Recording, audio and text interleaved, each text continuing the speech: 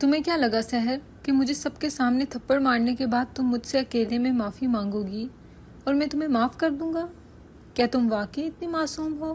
کامران ملک کی آواز میں اتنی بھیانک سرد مہری اور طنز تھا کہ میرا پورا وجود کانپ اٹھا تھا۔ میں نے بے بسی سے اپنے پیچھے کھڑے اس کے دیو ہیکل اور پتھر دل گارڈز کو دیکھا جو خاموش تماشائی بنے کھڑے تھے، اور پھر نظریں اٹھا کر اس شخص کو دیکھا جو ڈرائیونگ سیٹ پر بیٹھا مجھے کسی شکار کی طرح گھور رہا تھا۔ میں نے روتے ہوئے اپنے ہاتھ جوڑ دیے اور لرزتی آواز میں کہا، دیکھو کامران، مجھ سے غلطی ہو گئی۔ میں مانتی ہوں کہ میرا ہاتھ اٹھا تھا، میرا خون کھول اٹھا تھا، لیکن خدا کے لیے مجھے جانے دو۔ اگر میں وقت پر گھر نہ پہنچی تو میرے ابا جی مر جائیں گے۔ وہ دل کے مریض ہیں، ان کی دوائی کا وقت ہو رہا ہے۔ محلے میں میرے ابا کی بہت عزت ہے، وہ یہ صدمہ برداشت نہیں کر سکیں گے۔ میں تمہارے پیر پڑتی ہوں، مجھے جانے دو۔ میں سب کے سامنے بھی معافی مانگ لوں گی، بس میری عزت مت اچھالو۔ وہ میری گریہ زاری سن کر ہنسا اور آنکھ دباتے ہوئے بڑی بے رحمی سے بولا، اور یقین کرو میرا ارادہ تمہارے ابا کی اسی عزت کو نیلام کرنے کا ہے۔ تمہیں کیا لگا تھا کہ کامران ملک کو تھپڑ مار کر تم ہیروئن بن جاؤ گی اور میں تالیاں بجاؤں گا؟ اب تم دیکھو گی میں تمہارے ساتھ کیا کرتا ہوں۔ اس سے پہلے کہ میں کچھ سمجھ پاتی اس نے زبردستی میرا ہاتھ پکڑا اور مجھے گاڑی کی پچھلی سیٹ پر کسی بے جان چیز کی طرح دھکیل دیا۔ میں نے چیخنے کی کوشش کی لیکن گاڑی کے شیشے چڑھ چکے تھے اور گاڑی پوری رفتار سے شہر کی سڑکوں کو پیچھے چھوڑتی ہوئی ویرانے کی طرف بڑھ رہی تھی۔ باہر کی روشنیاں تیزی سے گزر رہی تھیں اور میرا دل خوف سے بند ہو رہا تھا۔ مجھے اپنی جان سے زیادہ اپنے بوڑھے باپ کی فکر کھائے جا رہی تھی، جو یقیناً اب تک دہلیز پر نظریں جمائے میری راہ دیکھ رہے ہوں گے۔ مجھے کیا معلوم تھا کہ میری قسمت کا فیصلہ ہو چکا ہے اور میں ایک ایسی اندھی سرنگ میں دھکیلی جا چکی ہوں جہاں سے واپسی کا کوئی راستہ نہیں۔ گاڑی شہر کے ہنگاموں سے دور ایک عالی شان مگر ویران فارم ہاؤس کے گیٹ سے اندر داخل ہوئی تو میرا دل ہول کر رہ گیا۔ چاروں طرف اونچی دیواریں تھیں اور گہرا سناٹا تھا۔ اندھیرا ہر طرف پھیل چکا تھا اور خاموشی اتنی تھی کہ مجھے اپنی سانسوں کی آواز بھی ہتھوڑوں کی طرح سنائی دے رہی تھی۔ کامران نے گاڑی کو ایک جھٹکے سے روکا اور مجھے بازو سے پکڑ کر باہر نکالا۔ وہ مجھے گھسیٹتے ہوئے اندر کی طرف لے گیا۔ میں مسلسل رو رہی تھی اور اسے اللہ کا واسطہ دے رہی تھی کہ مجھے چھوڑ دو، لیکن اس پر جیسے شیطان سوار تھا۔ اس نے مجھے ایک کال کوٹری نما کمرے میں دھکا دیا جہاں سے پرانی چیزوں کی بو آ رہی تھی۔ اس نے باہر سے کنڈی لگا دی۔ دروازہ بند ہوتے ہی جیسے میری زندگی کا باب بھی بند ہو گیا۔ میں دیوانہ وار دروازے کی طرف لپکی اور زور زور سے دروازہ پیٹنے لگی۔ کھولو اسے، پلیز مجھے جانے دو، میرے گھر والے پریشان ہوں گے۔ میں چیخ رہی تھی مگر باہر سے صرف کامران کے کہکے کی آواز آ رہی تھی جو میرے کلیجے میں تیر کی طرح لگی۔ اس نے باہر کھڑے ہو کر بلند آواز میں کہا، ابھی تو شروعات ہے سحر بی بی، ابھی تو تمہیں یہاں بہت دن مہمان بن کر رہنا ہے۔ چیخو جتنا چیخنا ہے، تمہاری آواز یہاں سے باہر نہیں جا سکتی اور نہ ہی کوئی یہاں تمہیں بچانے آ سکتا ہے۔ اب اس اندھیرے میں بیٹھ کر سوچو کہ تم نے کس سے پنگا لیا تھا۔ اس کی آواز دور ہوتی گئی اور میں وہیں دروازے کے ساتھ ٹیک لگا کر زمین پر بیٹھ گئی۔ گھوپ اندھیرے میں مجھے اپنا ماضی اور وہ گھر یاد آنے لگا جہاں میں شہزادیوں کی طرح رہتی تھی۔ میرا نام سحر ہے اور میں ایک متوسط گھرانے کی باحیا لڑکی۔ میرے والد ایک ریٹائرڈ اسکول ماسٹر تھے جنہوں نے ساری زندگی اپنی سفید پوشی کا بھرم رکھا تھا۔ ہم دو ہی بہن بھائی تھے۔ میرا چھوٹا بھائی ابھی اسکول میں تھا اور میں یونیورسٹی میں اپنی ڈگری مکمل کر رہی تھی۔ ہمارے گھر کا ماحول بہت سادہ اور پرسکون تھا، جہاں عزت اور غیرت کو سب سے زیادہ اہمیت دی جاتی تھی۔ ابا ہمیشہ کہتے تھے کہ بیٹی کانچ کی گڑیا ہوتی ہے، سحر جس پر ذرا سی بھی خراش آئے تو وہ کسی کام کی نہیں رہتی۔ مجھے ابا کی وہ بات یاد آئی تو میرا کلیجہ پھٹ گیا۔ اب میں وہ کانچ کی گڑیا نہیں رہی تھی، مجھ پہ خراش آ چکی تھی، ایک ایسی خراش جو میرے پورے خاندان کے لیے ناسور بننے والی تھی۔ میں گھٹنوں میں سر دیے رو رہی تھی اور میری آنکھوں کے سامنے وہ منحوس گھڑی گھوم رہی تھی جب میں نے اپنی زندگی کی سب سے بڑی غلطی کی تھی۔ یونیورسٹی میں کامران ملک کی غنڈہ گردی مشہور تھی۔ وہ ہر کسی کو اپنے جوتے کی نوک پر رکھتا تھا۔ اس دن کینٹین میں جب اس نے میری سہیلی ہنا کے ساتھ بدتمیزی کرنے کی کوشش کی تو میرا ضبط جواب دے گیا تھا۔ وہ ہنا کا راستہ روک کر کھڑا تھا اور انتہائی بیہودہ جملے کس رہا تھا۔ ہنا رو رہی تھی اور وہاں موجود سب لڑکے لڑکیاں تماشا دیکھ رہے تھے۔ کسی میں ہمت نہیں تھی کہ کامران ملک کے آگے بول سکے، لیکن میرا خون کھول اٹھا۔ میں تیزی سے آگے بڑھی اور پوری قوت سے ایک زوردار تھپڑ اس کے منہ پر دے مارا تھا۔ وہ تھپڑ اتنا اچانک تھا کہ کینٹین میں سناٹا چھا گیا، جیسے سب کو سانپ سونگھ گیا ہو۔ کامران کا چہرہ ایک دم سرخ ہو گیا تھا۔ اس نے اپنی خونخوار آنکھوں سے میری طرف دیکھا تھا، جیسے مجھے کچا چبا جائے گا۔ میں نے بھی اس کی آنکھوں میں آنکھیں ڈال کر کہا تھا، خبردار جو اگر آئندہ کسی لڑکی کا راستہ روکا۔ تم جیسے بزدل لوگ صرف کمزور لڑکیوں کو ڈرا سکتے ہو، تمہیں تو شرم سے ڈوب مرنا چاہیے۔ یہ کہہ کر میں ہنا کا ہاتھ پکڑ کے وہاں سے نکل آئی تھی۔ مجھے سب نے منع کیا تھا کہ سحر تم نے شیر کے منہ میں ہاتھ دیا ہے، وہ تمہیں نہیں چھوڑے گا، لیکن میں غصے میں تھی۔ مجھے لگا کہ وہ یونیورسٹی میں کچھ نہیں کر سکتا، لیکن مجھے اندازہ نہیں تھا کہ وہ اتنا گر جائے گا، کہ مجھے اغوا کر کے لے جائے گا۔ آج اس اندھیرے کمرے میں بیٹھ کر مجھے اپنی اس بہادری پر پچھتاوا ہو رہا تھا۔ کاش میں اس دن چپ رہتی، کاش میں اس کا راستہ نہ کاٹتی، تو آج میں یہاں قید نہ ہوتی اور میرے ابا کی عزت داؤ پر نہ لگی ہوتی۔ ساری رات میں اسی کمرے میں سسکتی رہی۔ بھوک اور پیاس کا مجھے ہوش نہیں تھا، بس ایک ہی خوف تھا کہ اب کیا ہوگا۔ وقت جیسے تھم گیا تھا۔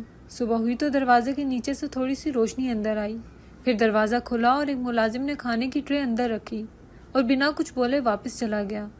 میں نے کھانے کو ہاتھ تک نہیں لگایا، میرا حلق کانٹوں کی طرح خشک ہو رہا تھا۔ تھوڑی دیر بعد دروازے کے باہر سے پھر کامران کی آواز آئی، کیوں سحر بی بی، کیسی گزر رہی ہے مہمان نوازی؟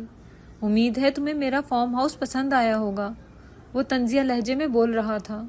میں بھاگ کر دروازے کے پاس گئی اور روتے ہوئے بولی، کامران پلیز مجھے گھر جانے دو، میرے ابا بیمار ہیں، وہ مر جائیں گے، تم اپنا بدلہ لے چکے ہو، اب بس کر دو، میں تمہارے آگے ہاتھ جوڑتی ہوں۔ وہ ہنسا اور بولا، ابھی کہاں سحر بی بی، ابھی تو خبر ملی ہے کہ تمہارے ابا پاگلوں کی طرح پولیس اسٹیشن کے چکر کاٹ رہے ہیں۔ پورا محلہ باتیں بنا رہا ہے کہ ماسٹر جی کی بیٹی کسی یار کے ساتھ بھاگ گئی ہے۔ تم سوچ بھی نہیں سکتی کہ باہر تمہارے کردار کی کیسی دھجیاں اڑ رہی ہیں۔ لوگ طرح طرح کی باتیں کر رہے ہیں، مجھے بڑا سکون مل رہا ہے یہ سن کر کہ تم نے جو تھپڑ مجھے مارا تھا اس کی گونج اب تمہارے گھر میں ماتم بن کر چھائی ہوئی ہے۔ اس کی باتیں میرے دل پر خنجر کی طرح چل رہی تھی۔ میں جانتی تھی کہ وہ سچ کہہ رہا ہے۔ میرے ابا تو عزت کے لیے جیتے تھے، وہ یہ بدنامی کیسے برداشت کر رہے ہوں گے؟ میں نے دروازے پر سر پٹکنا شروع کر دیا اور چیخ کر بولی، تم ظالم ہو کامران، اللہ تمہیں کبھی معاف نہیں کرے گا۔ تم نے ایک بے گناہ کی عزت پر ہاتھ ڈالا ہے، تم برباد ہو جاؤ گے، میری بددعائیں تمہارا پیچھا کریں گی۔ وہ میری بددعاؤں پر بھی کہہ کے لگاتا رہا اور بولا، میری بربادی کا تو پتہ نہیں، لیکن تمہاری بربادی یقینی ہے۔ اب بیٹھو اور اپنی قسمت کو رو، کیونکہ اگلے چند دن تم یہیں رہو گی، اور جب یہاں سے نکلو گی تو دنیا تمہارے منہ پر تھوکے گی۔ یہ کہہ کر وہ چلا گیا۔ میں دوبارہ اسی گھٹن اور حبس زدہ کمرے میں اکیلی رہ گئی، جہاں ہر پل موت کی طرح بھاری تھا، اور میں اپنی موت کی دعائیں مانگنے لگی۔ مجھے اس کال کوٹری میں بند ہوئے 7 دن ہو چکے تھے۔ میرا وجود نڈھال ہو چکا تھا اور آنکھیں رو رو کر سوج چکی تھیں۔ ہر آہٹ پہ مجھے لگتا کہ شاید میری رہائی کا پروانہ آیا ہے یا پھر موت کا فرشتہ۔ لیکن 7ویں روز جب دروازہ کھلا تو سامنے کامران کھڑا تھا۔ اس کے چہرے پر ایک فاتحانہ مسکراہٹ تھی، جیسے اس نے کوئی بہت بڑا قلعہ فتح کر لیا ہو۔ اس نے مجھے بازو سے پکڑ کر اٹھایا اور باہر کی طرف دھکیلتے ہوئے بولا، جاؤ سحر، تمہیں آزاد کیا، تمہاری سزا پوری ہو گئی ہے، اب جا کر دیکھو کہ دنیا تمہارے استقبال کے لیے کیسے تیار کھڑی ہے۔ میں لڑکھڑاتے ہوئے قدموں سے چلتی ہوئی گاڑی تک پہنچی۔ میرا جسم کانپ رہا تھا اور زبان پر تالے پڑے ہوئے تھے۔ اس نے مجھے گاڑی میں بٹھایا اور میرے گھر کی طرف چل پڑا۔ پورے راستے وہ مجھے تانے دیتا رہا کہ کیسے اس نے میری اکڑ توڑ دی ہے اور اب میں ساری زندگی سر اٹھا کر نہیں چل سکوں گی۔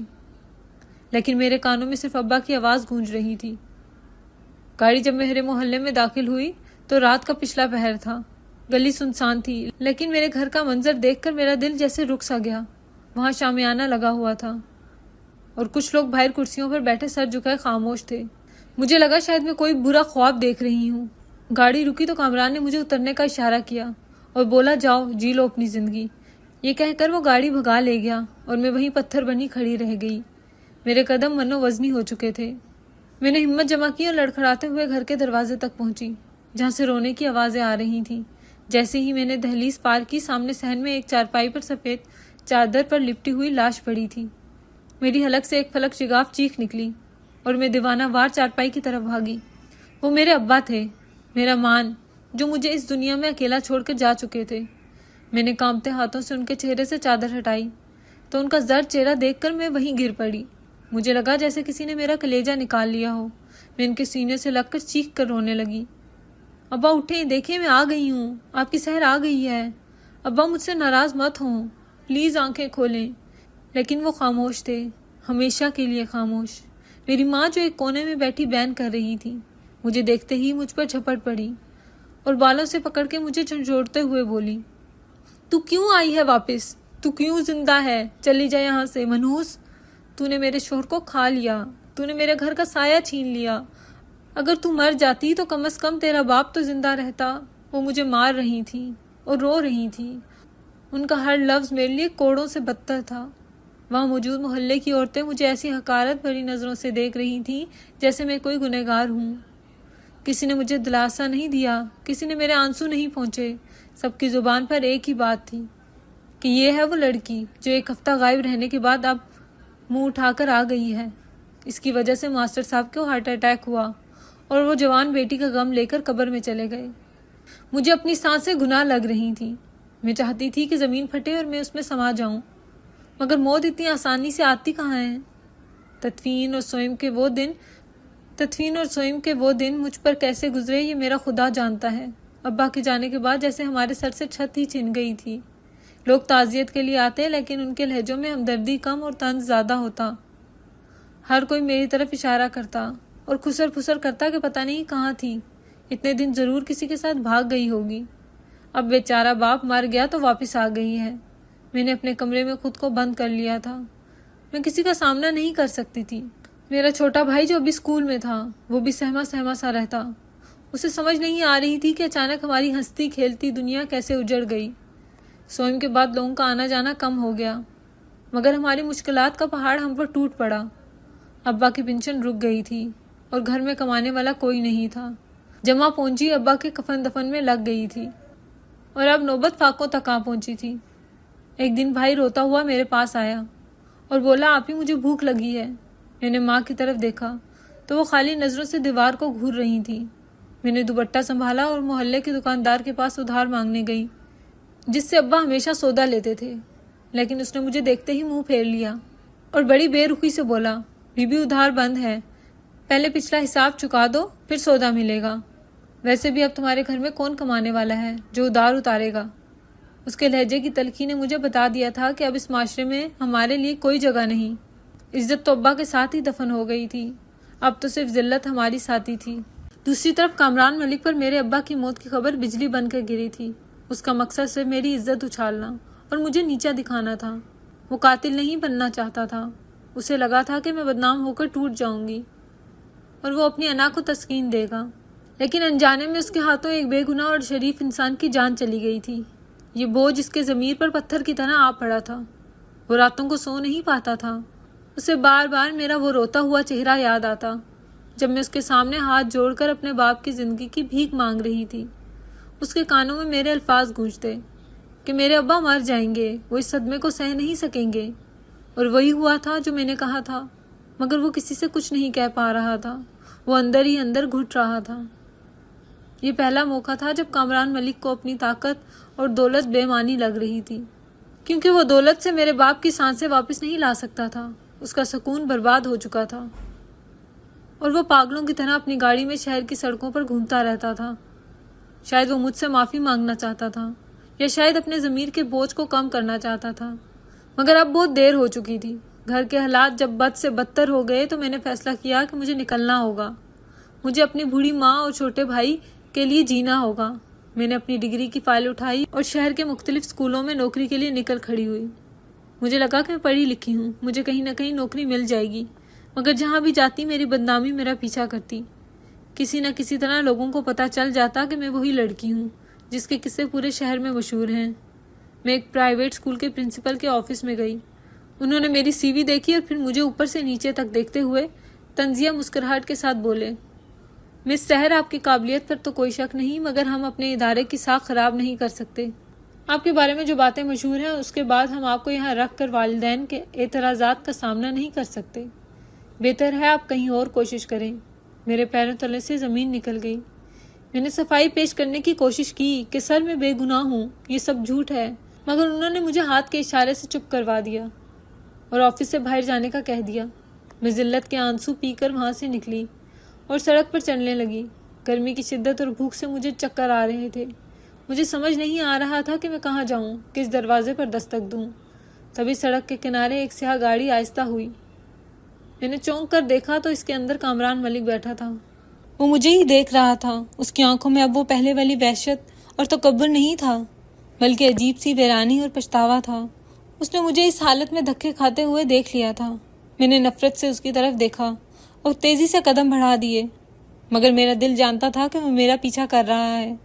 کامران ملک کی گاڑی اور اس کی آنکھوں میں تیرتے ہوئے عجیب سے تاثر کو نظر انداز کر کے میں وہاں سے تو بھاگ آئی تھی، مگر میرا دل کسی انجانے خوف اور گھٹن کی زد میں تھا۔ میں گھر پہنچی تو وہی ویرانی میرا استقبال کر رہی تھی۔ ماں خالی نظروں سے چھت کو گھور رہی تھی اور بھائی بھوک سے نڈھال ہو کر سو چکا تھا۔ میں اپنی بے بسی پر رونے لگی کہ یا اللہ، یہ کیسا امتحان ہے۔ عزت بھی گئی اور اب روٹی کے لالے بھی پڑ گئے ہیں۔ مگر پھر اگلے ہی دن سے کچھ عجیب و غریب واقعات ہونے لگے۔ صبح سویرے ہمارے دروازے پر دستک ہوئی۔ جب میں نے دروازہ کھولا تو محلے کے اسی کریانے والے کا لڑکا راشن کی بھاری بوریاں لے کر کھڑا تھا، جس نے کل مجھے ادھار دینے سے منع کر دیا تھا۔ میں حیران رہ گئی اور بولی کہ میں نے تو کچھ نہیں منگوایا اور نہ ہی میرے پاس پیسے ہیں۔ تو وہ لڑکا نظر جھکا کر بولا، باجی یہ سارا سامان آپ کے گھر کے لیے ہے اور اس کے پیسے ادا کر دیے گئے ہیں۔ میں نے پوچھا کس نے ادا کیے ہیں؟ تو اس نے کہا کہ کوئی اللہ کا بندہ تھا جس نے نام بتانے سے منع کیا ہے۔ اس طرح اگلے دن میرے بھائی کے اسکول سے فون آیا کہ اس کی رکی ہوئی فیس ادا کر دی گئی ہے اور اسے اسکول بھیج دیں۔ میں سمجھ نہیں پا رہی تھی کہ یہ کون ہے جو غیب سے ہماری مدد کر رہا ہے۔ مجھے لگا شاید اللہ کو ہم پر ترس آ گیا ہے اور اس نے کوئی فرشتہ بھیج دیا ہے۔ میں نادان تھی جو یہ نہیں سمجھ سکی کہ یہ وہی ہاتھ ہیں جنہوں نے پہلے میری دنیا اجاڑی تھی اور اب وہی ہاتھ میرے زخموں پر مرہم رکھنے کی ناکام کوشش کر رہے تھے۔ مجھے کیا خبر تھی کہ کامران ملک میری ہر حرکت پر نظر رکھے ہوئے ہے اور میری ٹوٹی ہوئی ہمت اور خودداری دیکھ کر اس کا احساس جرم ایک ایسے جذبے میں ڈھل رہا ہے جو اسے چین سے بیٹھنے نہیں دے رہا۔ کامران ملک کا دل اب اسے ملامت کرتا تھا۔ وہ حیران تھا کیسے میں نے اتنی بڑی بدنامی اور یتیمی کے باوجود ہار نہیں مانی تھی۔ میری ہمت دیکھ کر وہ خود برباد ہو رہا تھا۔ اس کے اندر کا غرور ٹوٹ رہا تھا۔ وہ جان چکا تھا کہ راشن بھجوانے یا فیس دینے سے وہ میرے باپ کی جان کا نعم البدل نہیں دے سکتا اور نہ ہی میری کھوئی ہوئی عزت واپس کر سکتا ہے۔ اسی کشمکش میں اس کے دل میں ایک جنون پیدا ہو گیا تھا کہ وہ مجھے میرا کھویا ہوا مقام واپس دلائے گا، اور اس کا واحد راستہ اسے یہی نظر آیا کہ وہ مجھ سے شادی کر لے اور مجھے اپنی بیوی بنا کر وہ عزت دے جس کی میں حقدار ہوں۔ یہ فیصلہ اس نے تنہا کیا تھا اور اسے لگا تھا کہ شاید اس طرح وہ اپنے ضمیر کے بوجھ کو ہلکا کر سکے گا اور مجھے بھی سہارا مل جائے گا۔ مگر وہ نہیں جانتا تھا کہ میرا دل اب سہارا نہیں، انصاف مانگتا تھا۔ ایک دن دوپہر کے وقت ہمارے گھر کے دروازے کے باہر ایک مہنگی گاڑی آ کر رکی اور اس میں سے ایک باوقار خاتون اتری، جنہیں دیکھ کر میں پہچان گئی کہ یہ کامران ملک کی والدہ ہیں، جو شہر کی مشہور سماجی کارکن تھی۔ میرے دل میں کھٹکا ہوا کہ یہ یہاں کیوں آئی ہیں۔ وہ اندر آئی تو ان کے چہرے پر ایک عجیب سی ہمدردی اور ندامت تھی۔ میری ماں نے انہیں حیرت سے دیکھا۔ وہ ماں کے قریب بیٹھی اور میرا ہاتھ اپنے ہاتھ میں لے کر بولی، بیٹی میں جانتی ہوں میرے بیٹے نے تم لوگوں پر بہت ظلم کیا ہے، اس کی غلطی کی کوئی معافی نہیں ہے، مگر میں آج اس غلطی کو سدھارنے آئی ہوں۔ میں تمہارے لیے کامران کا رشتہ مانگنے آئی ہوں۔ وہ تم سے شادی کرنا چاہتا ہے اور تمہیں وہ ساری عزت اور خوشیاں دینا چاہتا ہے جو اس نے تم سے چھینی ہیں۔ یہ سنتے ہی میرے بدن میں آگ لگ گئی۔ میں نے جھٹکے سے اپنا ہاتھ کھینچا اور میری آنکھوں سے شعلے نکلنے لگے۔ میری برداشت کا پیمانہ لبریز ہو گیا تھا۔ میں چیخ پڑی اور بولی، آپ کی ہمت کیسے ہوئی ہمارے گھر آنے کی اور یہ رشتہ لانے کی؟ آپ کا بیٹا میرے باپ کا قاتل ہے۔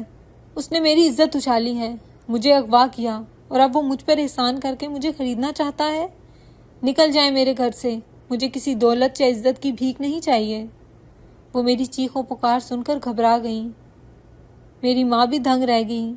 میں نے دروازے کی طرف اشارہ کیا اور کہا کہ اپنی دولت اور اپنے بیٹے کو سنبھال کر رکھیں۔ میرے لیے وہ ایک درندہ ہے اور میں درندوں سے رشتے نہیں جوڑا کرتی۔ وہ خاموشی سے سر جھکا کر چلی گئیں، مگر جاتے جاتے ان کی آنکھوں میں میرے لیے آنسو تھے۔ میرے انکار نے کامران کو دیوانہ بنا دیا تھا۔ اسے یقین نہیں آ رہا تھا کہ جس لڑکی کے پاس کھانے کو روٹی نہیں ہے اس نے کامران ملک کا رشتہ ٹھکرا دیا ہے۔ اس کی دیوانگی اب جنون کی حدوں کو چھو رہی تھی۔ اگلے ہی دن وہ خود میرے گھر آ دھمکا۔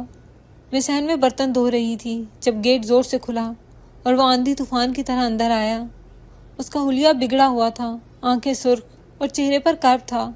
وہ سیدھا میرے پاس آیا اور میرے سامنے گھٹنوں کے بل گر پڑا۔ میں خوف اور غصے سے پیچھے ہٹی تو اس نے ہاتھ جوڑ لیے اور روحانی آواز میں بولا، سحر مجھے دھتکارنا مت، خدا کے لیے میری بات سن لو۔ میں جانتا ہوں میں مجرم ہوں، میں نے تمہاری زندگی تباہ کی ہے، مگر یقین کرو میں پچھتاوے کی آگ میں جل رہا ہوں۔ میں تمہیں وہ مقام دوں گا کہ دنیا دیکھتی رہ جائے گی۔ مجھ سے شادی کر لو، میں تمہارے دامن پہ لگا ہر داغ دھو دوں گا، میں تمہارے قدموں میں اپنی ساری دولت رکھ دوں گا، بس مجھے ایک موقع دو، میں تمہاری زندگی سنوار دوں گا۔ اس کے لہجے میں بھیک تھی، التجا تھی، مگر مجھے اس کے الفاظ میں صرف زہر گھلا محسوس ہوا۔ مجھے اس کے جھکے ہوئے سر میں بھی اپنا مرا ہوا باپ نظر آ رہا تھا۔ مجھے وہ رات یاد آ رہی تھی جب میں نے اس کے آگے ہاتھ جوڑے تھے اور وہ ہنسا تھا۔ میرا ضبط ٹوٹ گیا، میں نے نفرت سے اس کے چہرے کی طرف دیکھا اور چلا کر بولی، زندگی سنوار دو گے تم؟ میری زندگی سنوارنا چاہتے ہو تو کیا تم میرے باپ کو واپس لا سکتے ہو؟ بولو، کیا تمہاری دولت میرے باپ کی سانسیں واپس لا سکتی ہے؟ اگر نہیں تو دفع ہو جاؤ یہاں سے۔ تم میرے لیے صرف ایک قاتل ہو اور میں بھوکی مر جاؤں گی، مگر ایک قاتل کے ہاتھ کا نوالا نہیں کھاؤں گی۔ تم نے میری عزت بچانے کے لیے مجھ سے شادی کرنے کا سوچا ہے نا؟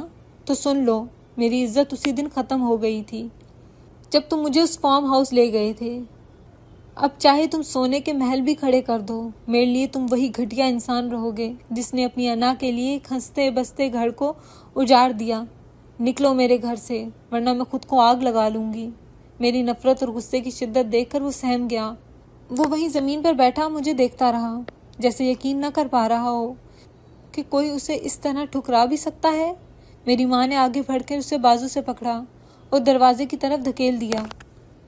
وہ لڑکھڑاتے قدموں سے باہر نکل گیا، مگر اس کی آنکھوں میں جو ویرانی میں نے دیکھی تھی وہ بتا رہی تھی کہ میرا ہر لفظ اس کے دل پر نشتر بن کر لگا ہے۔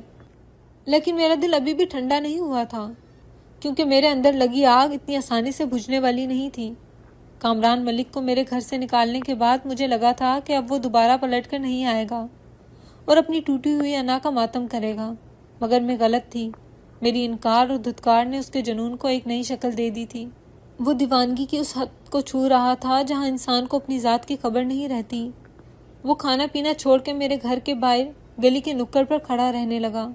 اس کا حلیہ بگڑ چکا تھا، چہرے پر داڑھی بڑھ گئی تھی اور کپڑے میلے ہو چکے تھے۔ وہی کامران ملک جو کبھی ہزاروں کے سوٹ بوٹ میں ملبوس ہو کر نکلتا تھا اور لوگ اسے مڑ مڑ کر دیکھتے تھے، اب وہ ایک فقیر بنا میرے دروازے کی طرف ٹٹکی باندھے کھڑا رہتا تھا، جیسے کوئی مجاور مزار پر بیٹھا ہو۔ محلے والے اسے آتے جاتے دیکھتے، کچھ لوگ اس پر ہنستے اور کچھ افسوس کرتے کہ عشق نے بادشاہ کو فقیر بنا دیا ہے۔ اس کے دوست اور اس کے گھر والے اسے لینے آئے، اس کی منتیں کی کہ گھر واپس چل، مگر اس نے کسی کی نہیں سنی۔ اس کا بس ایک ہی ورد تھا کہ جب تک سحر مجھے معاف نہیں کرے گی میں یہاں سے نہیں ہلوں گا۔ وہ دھوپ چھاؤں کی پرواہ کیے بغیر مجسمہ بنا کھڑا رہتا، اس کی حالت دیکھ کر پتھر بھی پگھل جاتے، مگر میرا دل موم نہ ہوا۔ مجھے اس کی یہ حالت دیکھ کر بھی ترس نہیں آتا تھا، بلکہ میرے دل میں مزید نفرت ابھرتی تھی کہ یہ سب ڈرامہ ہے، یہ مجھے جذباتی کر کے پھر سے میری زندگی میں زہر گھولنا چاہتا ہے۔ میں کھڑکی کی اوٹ سے اسے دیکھتی اور نفرت سے پردہ گرا دیتی تھی۔ میرے بھائی نے بھی کئی بار کہا کہ آپی وہ بھائی بہت برے حال میں ہیں، مگر میں نے اسے ڈانٹ دیا کہ اس قاتل کا نام بھی مت لو جس نے ہماری خوشیاں نگل لیں۔ پھر ایک رات قدرت نے اپنا رنگ دکھایا، آسمان پر کالی گھٹائیں چھا گئیں اور طوفانی بارش شروع ہو گئی، ایسی بارش جو میں نے آج تک کبھی نہ دیکھی تھی۔ ہوا کے تھپیڑے دروازوں اور کھڑکیوں سے ٹکرا رہے تھے، بادلوں کی گرج اور بجلی کی کڑک دل دہلا رہی تھی، مگر کامران وہیں بھیگتا رہا۔ وہ ٹس سے مس نہ ہوا، وہ سردی سے کانپ رہا تھا، بارش کا پانی اس کے وجود کو بھگو رہا تھا، مگر اس کی نظریں میرے دروازے پر جمی تھیں، جیسے وہ بارش میں اپنے گناہوں کو دھونے کی کوشش کر رہا ہو۔ میری ماں سے رہا نہ گیا، وہ میرے پاس آئیں اور روتے ہوئے بولی، سحر بیٹی اب بس کر دے، دیکھ باہر کیسا طوفان ہے، وہ لڑکا مر جائے گا، اللہ کے لیے اسے معاف کر دے اور اندر بلا لے، دشمن کے ساتھ بھی ایسا سلوک نہیں کرتے جیسا تو کر رہی ہے۔ میں نے ماں کی طرف دیکھا اور سختی سے بولی، اماں آپ بھول گئی ہیں اسی شخص کی وجہ سے ابا ہم سے چھن گئے تھے، اگر وہ آج مر جائے تو مجھے کوئی دکھ نہیں ہوگا، یہ اس کے گناہوں کی سزا ہے جو اسے دنیا میں مل رہی ہے۔ میں چاہتی ہوں کہ وہ بھی اسی طرح تڑپ تڑپ کر مرے جیسے میرے ابا اس کی دی ہوئی اذیت سے مرے تھے، مگر قدرت کو کچھ اور ہی منظور تھا۔ تھوڑی ہی دیر بعد گلی میں شور مچا، کامران تیز بخار اور سردی کی وجہ سے وہیں کیچڑ میں بے ہوش ہو کر گر پڑا تھا۔ محلے کے کچھ لوگوں نے اسے اٹھایا اور گاڑی میں ڈال کر ہسپتال لے گئے۔ اس وقت مجھے اپنے دل میں ہلکی سی چٹک محسوس ہوئی، جیسے کوئی کانٹا چبھا ہو، مگر میں نے اسے جھٹک دیا اور خود کو یقین دلایا کہ یہ ہمدردی نہیں ہونی چاہیے، کیونکہ وہ اس کا حقدار نہیں ہے۔ ہاسپٹل میں ہوش آنے کے بعد کامران ملک بدل چکا تھا۔ موت کو اتنے قریب سے دیکھ کر شاید اس کی روح جاگ اٹھی تھی۔ اس بار وہ میرے گھر نہیں آیا اور نہ ہی اس نے کوئی تماشا بنایا، بلکہ اس نے ایک ایسا قدم اٹھایا جس نے میری سمیت پورے شہر کو حیران کر دیا۔ اس نے ہاسپٹل کے بستر سے اٹھتے ہی پریس کانفرنس بلا لی۔ ٹی وی چینلز پر بریکنگ نیوز چلنے لگی۔ میں اور میری ماں دم سادے ٹی وی اسکرین کے سامنے بیٹھے تھے، جہاں کامران ملک کمزور اور نڈھال حال میں مائک کے سامنے بیٹھا تھا۔ اس کی آنکھوں میں ایک عجیب سا سکون تھا اور چہرے پر ملال۔ اس نے کیمرے کی طرف دیکھا اور پوری دنیا کے سامنے اعتراف کیا کہ میں کامران ملک آج اپنے گناہوں کا اعتراف کرتا ہوں۔ میں نے سحر نامی لڑکی کو اغوا کیا تھا، میں نے اس کی عزت اچھالی تھی، مگر میں آج اللہ کو گواہ بنا کر قسم کھاتا ہوں کہ سحر پاک دامن ہے۔ میں نے ان 7 دنوں میں اسے ہاتھ تک نہیں لگایا تھا۔ وہ گناہگار نہیں ہے، گناہگار میں ہوں۔ میں نے اپنی جھوٹی انا کی تسکین کے لیے ایک شریف گھرانے کو برباد کیا اور میں اس جرم کی ہر سزا بھگتنے کو تیار ہوں۔ اس نے نہ صرف میری صفائی دی بلکہ خود کو قانون کے حوالے کرنے کا اعلان بھی کر دیا۔ اس کے الفاظ میں سچائی کی ایسی طاقت تھی کہ سننے والوں کے رونگٹے کھڑے ہو گئے۔ اس کے اس اعتراف نے شہر میں تہلکہ مچا دیا۔ وہ لوگ جو مجھ پر انگلیاں اٹھاتے تھے اب شرمندہ ہو رہے تھے اور اپنی نظریں جھکا رہے تھے۔ کامران نے اپنی خاندانی عزت اور وقار کی پرواہ کیے بغیر مجھے بے گناہ ثابت کر دیا تھا اور پولیس نے موقع پر ہی اسے گرفتار کر لیا تھا۔ اس واقعے کے بعد لوگوں کا رویہ میرے ساتھ بدل گیا۔ جو لوگ مجھے حقارت سے دیکھتے تھے اب وہ ہمدردی جتانے لگے، مجھے عزت دینے لگے، مگر مجھے ان لوگوں کی پرواہ نہیں تھی۔ میری سوچوں کا محور اب کامران تھا، جس نے مجھے بچانے کے لیے خود کو مٹا دیا تھا۔ کچھ دن بعد مجھے جیل سے پیغام ملا کہ کامران مجھ سے آخری بار ملنا چاہتا ہے۔ میرا دل کشمکش میں تھا، ایک طرف اس کا جرم تھا اور دوسری طرف اس کی قربانی، مگر پھر میں نے فیصلہ کیا کہ مجھے جانا چاہیے۔ میں جیل پہنچی تو وہاں کی فضا سوگوار تھی۔ سلاخوں کے پیچھے کھڑا وہ شخص اب وہ کامران ملک نہیں لگ رہا تھا، بلکہ ایک ہارا ہوا انسان تھا۔ مجھے دیکھتے ہی اس کی آنکھوں میں امید کی شمع جل اٹھی۔ وہ تیزی سے سلاخوں کے قریب آیا اور دھیمی لرزتی ہوئی آواز میں بولا، سحر تم آ گئی، مجھے یقین تھا تم آؤ گی۔ دیکھو میں نے سب ٹھیک کر دیا، میں نے دنیا کو بتا دیا کہ تم پاک ہو، اب کوئی تمہاری طرف میلی آنکھ سے نہیں دیکھے گا۔ میں نے اپنا وعدہ پورا کر دیا، اب تو تم خوش ہونا۔ میں نے اپنی عزت، اپنی شہرت، سب کچھ تمہارے قدموں میں رکھ دیا ہے۔ کیا اب بھی تم مجھے معاف نہیں کرو گی؟ کیا اب بھی میں تمہارے لائق نہیں بنا؟ وہ مجھ سے امید لگائے بیٹھا تھا کہ شاید اب میرا دل پگھل جائے گا اور میں اس کی محبت کو قبول کر لوں گی، مگر اسے کیا خبر تھی کہ عورت سب کچھ برداشت کر سکتی ہے مگر اپنے باپ کے قاتل کو کبھی قبول نہیں کر سکتی، چاہے وہ سونے کا بھی بن جائے۔ میں نے اس کی آنکھوں میں جھانکتے ہوئے گہری سانس لی اور بہت ٹھہرے ہوئے لہجے میں کہا، کامران ملک، تم نے میری عزت پر لگا داغ تو مٹا دیا ہے، میں اس کے لیے تمہاری شکر گزار ہوں۔ تم نے سچ بول کر مجھے دنیا کی نظروں میں سرخرو کر دیا ہے، مگر میرے باپ کی موت کا داغ تم کیسے مٹاؤ گے؟ تم نے دنیا کے سامنے سچ بول دیا، مگر جو زخم میری روح پر لگے ہیں وہ کیسے بھریں گے؟ تم نے میری خاطر جیل کاٹی، بدنامی سہی، مگر وہ باپ جو تمہاری وجہ سے قبر میں چلا گیا اسے تم واپس نہیں لا سکتے۔ میں تمہیں اللہ کے واسطے معاف کرتی ہوں۔ میں اپنے دل سے تمہارے لیے نفرت نکال رہی ہوں، کیونکہ میں اپنا معاملہ اللہ پر چھوڑتی ہوں اور اللہ بہترین انصاف کرنے والا ہے۔ میں تمہیں معاف کرتی ہوں تاکہ تم سکون سے رہ سکو، مگر میں تم سے شادی کبھی نہیں کر سکتی، کیونکہ جس شخص کی وجہ سے میں یتیم ہوئی، جس کا چہرہ دیکھ کر مجھے اپنے کفن میں لپٹا ہوا باپ یاد آتا ہو، اس کے ساتھ زندگی گزارنے کا میں سوچ بھی نہیں سکتی۔ تم نے میری عزت بچائی مگر تم نے ہی میرا مان توڑا تھا، اور یہ کرچیاں اب جڑ نہیں سکتی۔ میری یہ باتیں سن کر وہ وہیں زمین پر بیٹھ گیا جیسے اس کے جسم سے جان نکل گئی ہو۔ اس کے ہاتھ سلاخوں سے چھوٹ گئے اور وہ بے آواز رونے لگا۔ میں نے اسے آخری بار دیکھا اور واپس مڑ گئی، یہ جانتے ہوئے کہ اب وہ ساری زندگی اسی پچھتاوے کی آگ میں جلتا رہے گا، اور شاید یہی اس کی اصل سزا ہے اور یہی میری جیت ہے، کیونکہ ٹوٹے ہوئے کانچ کو جوڑا جا سکتا ہے مگر اس میں پڑی ہوئی دراڑیں کبھی ختم نہیں ہوتی، اور کچھ غلطیاں ایسی ہوتی ہیں جن کا کفارہ ادا تو ہو جاتا ہے مگر ان کے نشانات باقی رہ جاتے ہیں۔ میں جیل سے باہر نکلی تو آسمان صاف تھا اور سورج نکل رہا تھا، جیسے مجھے بتا رہا تھا کہ اندھیری رات چاہے کتنی ہی طویل کیوں نہ ہو، سویرا ضرور آتا ہے۔ میں نے اپنے ماضی کو وہیں جیل کی سلاخوں کے پیچھے چھوڑا اور اپنی نئی زندگی کی طرف قدم بڑھا دیے، جہاں اب مجھے سر اٹھا کر جینا تھا، اپنے لیے، اپنے خاندان کے لیے، اور یہی میرا انتقام بھی تھا اور میری بقا بھی۔